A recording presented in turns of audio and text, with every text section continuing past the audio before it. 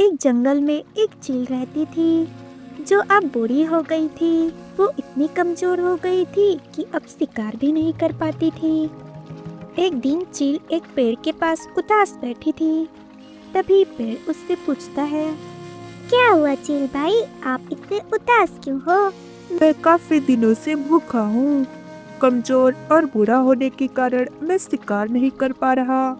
चील भाई, इस संसार में जो जन्म लेता है उसे 3 दौर से गुजरना ही पड़ता है, बचपन, जवानी और बुढ़ापा। तुम अपने जीवन के 2 दौर देख चुके हो, अब तीसरे दौर को भी स्वीकार करो। यह सुनकर चील गुस्सा हो जाता है। तुम अपने आप को समझती क्या हो? जब मैं जवान था तो किसी की भी हिम्मत नहीं थी कि मेरे सामने मुंह चलाए। चील भाई, वो दिन तो गुजर गया, अब आप बूढ़े हो गए हो। ये कहकर पेड़ हंसने लगता है। ये सब बातें लाडो का बेटा बंटी सुन लेता है। बंटी तुरंत अपनी माँ के पास जाता है। माँ, आज मैंने एक चील को देखा। वो बहुत बूढ़ी और कमजोर हो गई थी, इसलिए वो शिकार भी नहीं कर पा रही थी। वो काफी दिन से भूखी थी, इसलिए सब उसका मजाक बना रहे थे।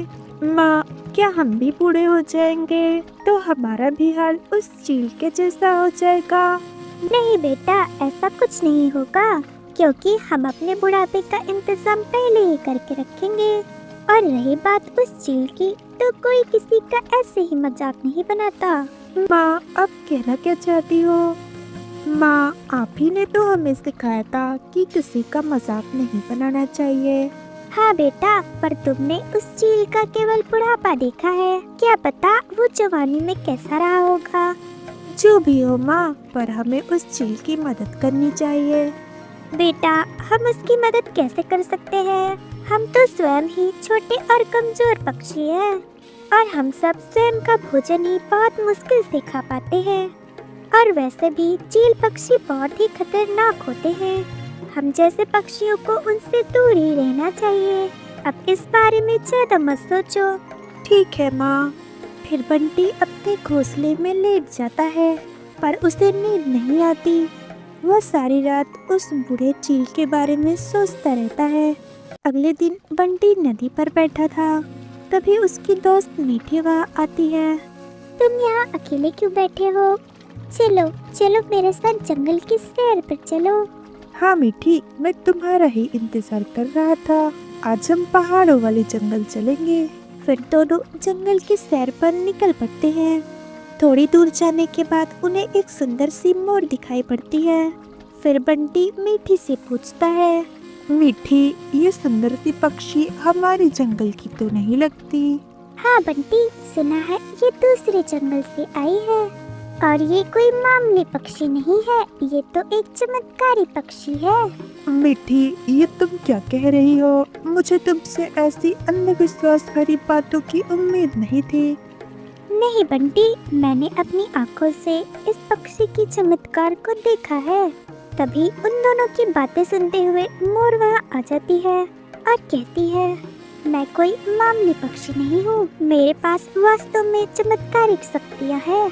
पर मैं कैसे मान लूं कि तुम्हारे पास पावर है? ठीक है, तुम मुझे बताओ कि मैं ऐसा क्या करूं कि तुम्हें मेरी शक्तियों पर विश्वास हो जाए। फिर बंटी को उस बूढ़े चील की याद आती है। वो मोर से कहता है, हमारे जंगल में एक चील बूढ़ा हो चुका है और इस वजह से बेचारा शिकार भी नहीं कर पा रहा, और इसलिए उसे बहुत दिन तक भूखा रहना पड़ता है, और सब लोग उसका मजाक भी बनाते हैं।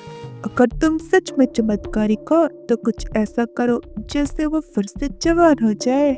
बेटा, हमें प्रकृति के नियमों के खिलाफ नहीं जाना चाहिए। जो एक बार बूढ़ा हो चुका है उसे बूढ़ा ही रहने दो। तुम प्रकृति के नियमों को समझो, कहीं ऐसा ना हो कि तुम्हें बाद में पछताना पड़े। सीधे सीधे तुम ये क्यों नहीं कहती हो कि तुम्हारे पास कोई चमत्कारिक शक्तियाँ नहीं है, और तुम झूठ बोलकर यहाँ के पक्षियों को धोखा दे रही हो? यह सुनकर मोर गुस्से में बंटी से कहती है, ठीक है, अगर तुम यही चाहते हो तो यही सही। चलो मुझे उस बूढ़े चील के पास लेकर चलो। ये सुनकर बंटी खुश हो जाता है और मोर को चील के पास ले जाता है।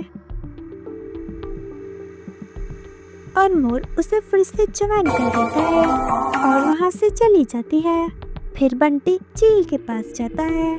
चील अंकल, जब पेड़ ने आपका मजाक बनाया तो मुझे बहुत बुरा लगा, इसलिए मैंने हमारे जंगल में आई हुई एक चमत्कारी पक्षी से आपको फिर से जवान करने को बोला। अब आप पूरी तरीके से जवान हो गए हो। यह सुनकर चील बहुत खुश हो जाता है। तुम्हारा बहुत बहुत शुक्रिया छोटे चिड़िया। फिर बंटी वहाँ से चला जाता है। बंटी के जाते ही चील बड़े घमंड से बोलता है, अब तो मैं जवान हो गया हूँ। जंगलवासी ने मेरे बुढ़ापे का बहुत मजाक बनाया है। अब इन्हें भी पता चलेगा मुझसे पंगा लेने का अंजाम क्या होता है। फिर चील जंगल में घूम घूम कर पक्षियों का शिकार करने लगा। उसके जवान होने की वजह से सभी पक्षियों में खौफ का माहौल था। एक दिन चील शिकार की तलाश में घूम रही थी, पर उसे कोई शिकार नहीं मिल रही थी। तभी उसकी नजर बंटी की दोस्त मीठी पर पड़ती है। वह उसके पास जाता है। अरे वाह, तोते का बच्चा, आज तो मजा ही आ जाएगा। इतने दिनों बाद मुझे कोई तोते का बच्चा मिला है। तुम वही चील हो ना जो कुछ दिन पहले बूढ़े से जवान हुआ था? हाँ छोटी चिड़िया, तुमने सही पहचाना।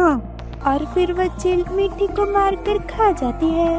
वाह क्या स्वाद है, मजा ही आ गया।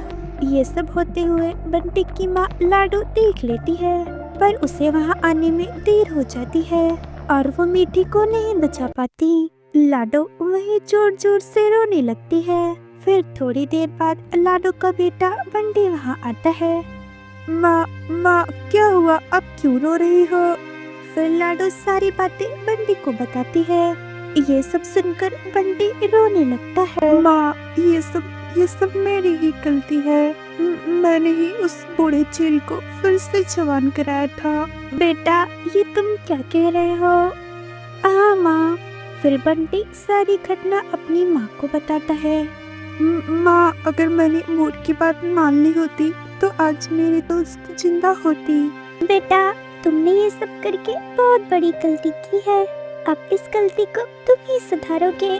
फिर बंटी अपनी माँ के साथ मोर के पास जाता है और मोर को सारी बात बताता है। बेटा मैंने तुमसे पहले ही कहा था कि प्रकृति से छेड़छाड़ करने का अंजाम बहुत बुरा होता है, पर तुमने मेरी कोई बात नहीं सुनी। मोरती, मुझे माफ कर दीजिए और कोई रास्ता बताइए। ठीक है, तुम चलो मेरे साथ। फिर मोरती चील के पास जाती है और उसे फिर से बुरा बना देती है। अरे ये मेरे साथ क्या हो गया? मैं तो फिर से बूढ़ा हो गया। तभी बंटी गुस्से में चील से कहता है, तुम बूढ़े ही अच्छे लगते हो। जो मैंने भूल की थी वो मैंने सुधार लिया है। ये कहकर बंटी वहाँ से चला जाता है और चील फिर से बूढ़ा और कमजोर हो जाता है। उसे अपने किए पर बहुत पछतावा होता है। एक बार एक महात्मा वन में ध्यान के लिए जा रहे थे, तो उन्हें एक व्यक्ति ने रोक लिया। वो व्यक्ति बहुत ही गरीब था और बड़ी मुश्किल से 2 वक्त की रोटी जुटा पाता था। उस व्यक्ति ने महात्मा से कहा, महात्मा जी, आप परमात्मा को जानते हैं? क्या आप उनसे बातें करते हैं? अगर आप उनसे मिले तो उनसे कहिएगा कि मुझे सारी उम्र में जितनी दौलत मिलनी है वो मुझे एक साथ ही दे दे, ताकि कुछ दिन तो मैं चैन से जी सकूं।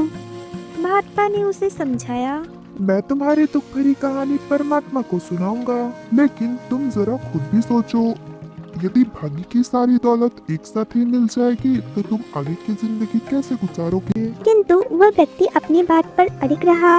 महात्मा को उसकी बात माननी पड़ी और उस व्यक्ति को आशा दिलाते हुए महात्मा आगे बढ़ गए।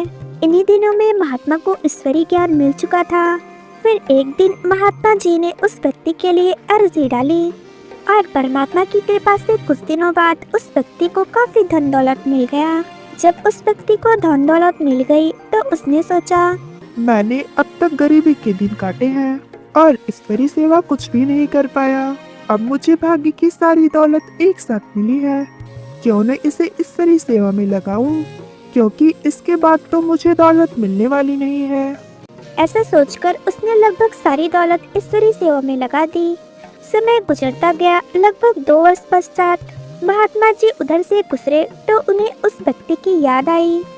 महात्मा जी सोचने लगे, वह व्यक्ति जरूर आर्थिक तंगी में होगा क्योंकि उसने सारी दौलत एक साथ पाई थी। ये सोचते सोचते महात्मा जी उसके घर के सामने पहुँचे और वो देखते हैं उसकी झोपड़ी की जगह महल खड़ा था। जैसे ही उस व्यक्ति की नज़र महात्मा पे पड़ती है, वह उनके पास आता है।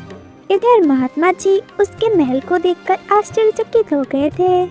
महात्मा जी ने उस व्यक्ति से पूछा, ये सब कैसे हो गया? मुझे जो दौलत मिली थी वह मैंने चंद दिनों में ही ईश्वरी सेवा में लगा दी थी। इसके बाद दौलत कहाँ से आई मुझे नहीं पता। इसका जवाब तो परमात्मा ही दे सकते हैं। महात्मा जी उसका जवाब सुनकर वहाँ से चले जाते हैं और एक जगह बैठकर ध्यान मग्न हो जाते हैं और परमात्मा से पूछते हैं ये सब कैसे हुआ। फिर महात्मा जी को एक आवाज सुनाई देती है, किसी का चोर ले जाए, किसी का आग जलाए, धन उसी का सफल हो जो ईश्वरी अर्थ लगाए। जो व्यक्ति जितना कमाता है उसमें से कुछ हिस्सा अगर ईश्वरी सेवा में लगाता है तो उसे उसका फल अवश्य मिलता है।